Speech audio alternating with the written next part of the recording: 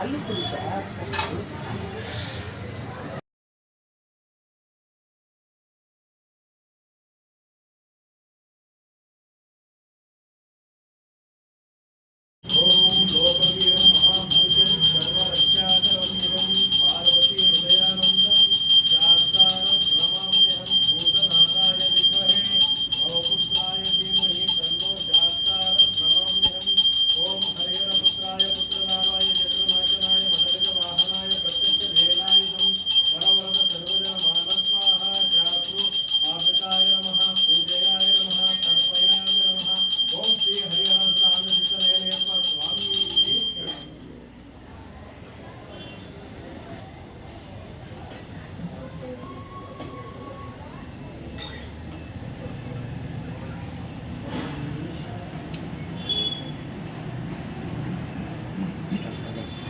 ಹೇಳಿ.